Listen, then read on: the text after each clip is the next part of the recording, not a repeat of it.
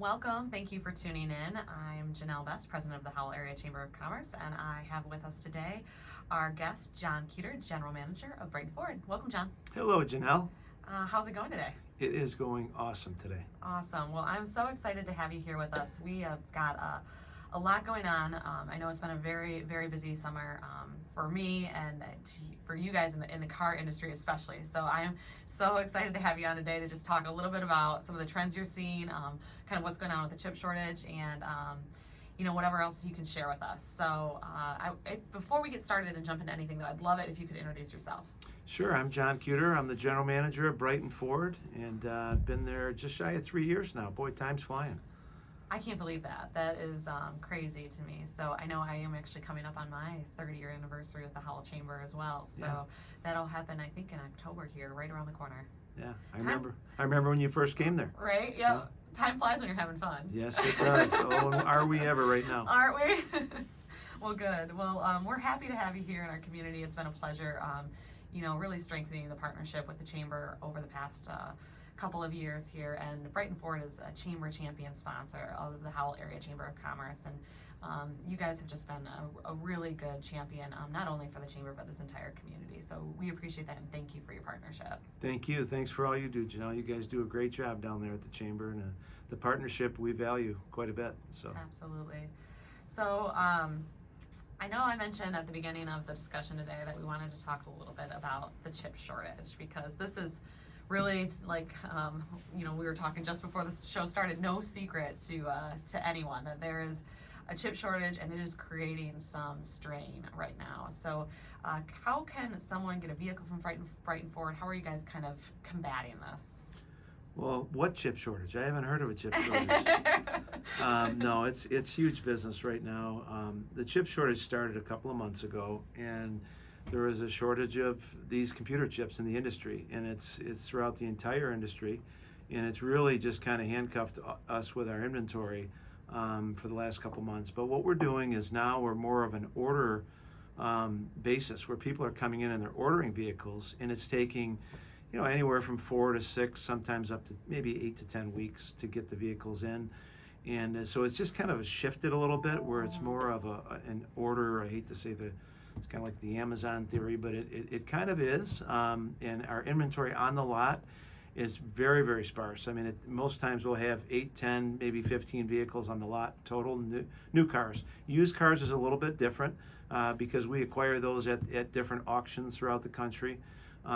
Most of those we buy, and they come in quite often. So the used cars we usually carry, right now we're carrying just about 150 used cars in stock, and which is a little bit light, but that's about what we usually carry there. On new cars, we usually have 700 to 800 on the lot, and right now, like I say, if you find 15 to 20 vehicles, that's about the norm right now. So the chip shortage is all due to basically COVID and the shutdown. Is that how it is? And the best analogy, I guess, and you gather all the stories, because there's a lot of different stories. If you read automotive news and just a lot of different stories of what actually happened, they just had it with COVID. They had a shortage of these computer chips that not only go in vehicles, but they go in computers, laptops. I mean, so there's a shortage of so many things in not just the auto industry, but these computer chips. Some vehicles have one, some have more than one. I've heard up to 15 of these computer chips into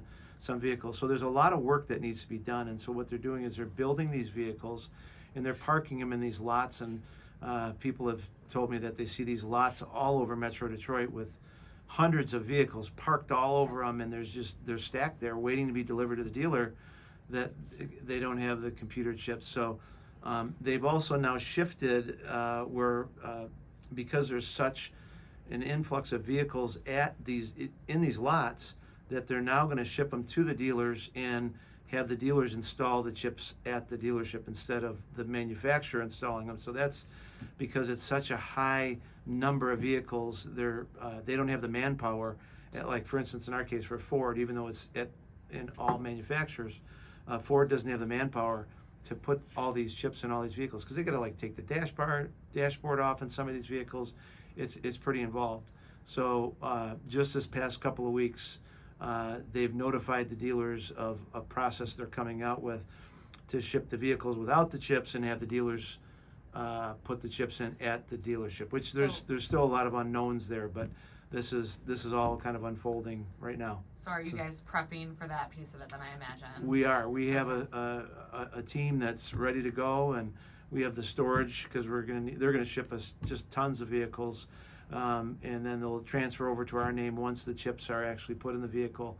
Then we'll actually, get transferred that vehicle from Ford. So it's going to be a process. Now, again, this is kind of unfolding now, so we're not sure of all the details, but supposedly that's what the manufacturers are going to do, is start shipping the vehicles to the stores. So, obviously we would recommend to somebody who's looking to buy a car to come in immediately and start that process, because if the need is now, they're going to be waiting. Yeah. And that's to no fault of anybody's, other than the fact that this is the world that we're living in currently. Yeah. And then I know this is kind of a loaded question, and I don't know if you even have the answer, but is there an end in sight here? Are they anticipating a point in time where they'll be caught up on this stuff? So that is changing. That's a moving target. Originally they said it was 60 days, and then that changed. And I think the best way to look at this is going to last for the rest of the year. And if we're, come the fourth quarter, if we're completely full of vehicles on our lot by the September, October time frame, I would say more towards October, I'd be very happy with that. So I would say it's going to be at least another couple of months. And then I think we'll be fully back to normal by the end of the year, and kind of as we go into spring, back to normal, whatever that normal is, right? Exactly. Back at that level of inventory come spring. Okay. So it's going to be at least a couple more months, but some of this is just, we're guesstimating. It changes. It's such a moving target, and it's different per model line. We're getting some vehicles quicker than the others, but we are getting them. The thing we're seeing is that when the truck pulls up, and the delivery truck, and they have, let's say, 15 vehicles on the truck, within 48 hours, every one of those 15 vehicles are delivered to a customer. There are people waiting. So it's just a different model of selling, I would say, because we're busy and we're selling a lot of cars right now. Our volume really has not been affected all that much, a little bit, but we're staying very positive because we're delivering tons of vehicles. It's just as they come in, they go out. So it's just a different style, but we're very, very busy. So we're happy. Our people are earning a living, and people always need cars. Yeah. And this kind of leads me into a great opportunity to talk about the next point, is just how has this impacted kind of the used cars side of things? Well, it's really driven up the values of the used cars. Anywhere is up to $3,000 and $4,000, some even more, $5,000 or $6,000 per vehicle. The Manheim, which is the national auction that really drives a lot of the numbers in the used car industry, and Kelley Blue Book and those other different buying sources, or used vehicle sources, I should say, the numbers are way up, and so averages are up.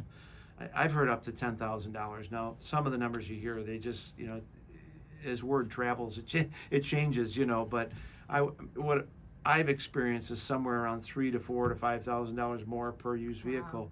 Because of the high demand for vehicles right now.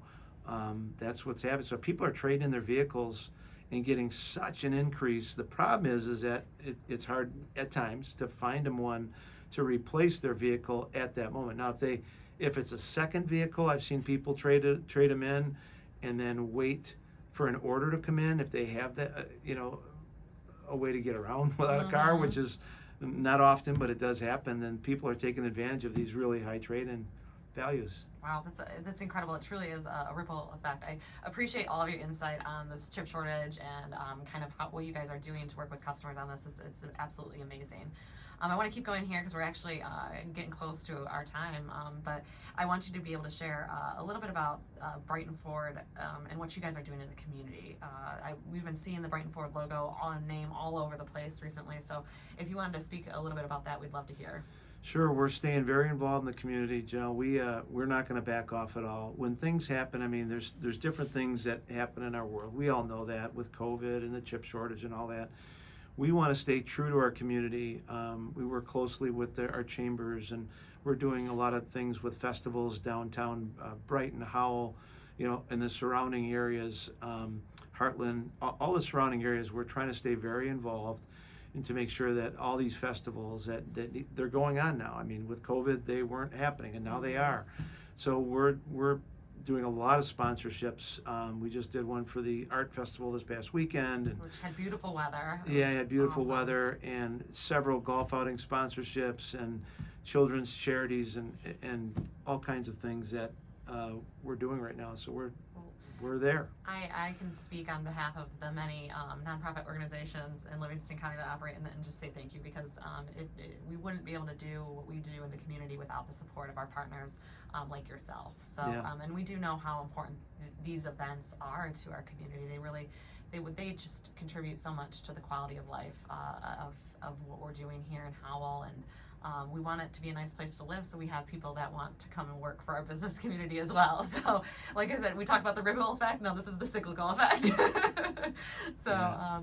it's amazing. We appreciate you guys. So, thank you for continuing that support. And I know that you also wanted to share a special offer for chamber members this month. So we have 10% off for service and parts and body shop repairs for all chamber members.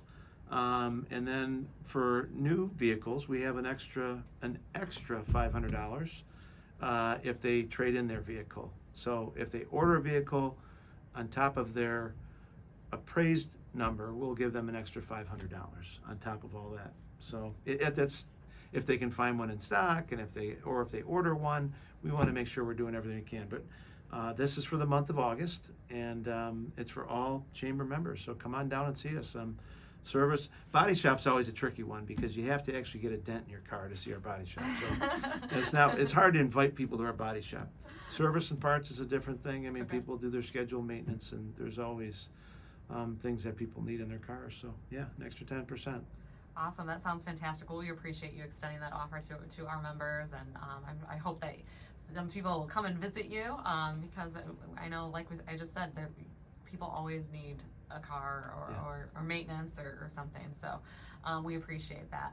Well, John, I know we're wrapping up our session today, and I just want to thank you again for being here and sharing your insights, and again giving back and supporting the community in all the various and incredible ways that you do.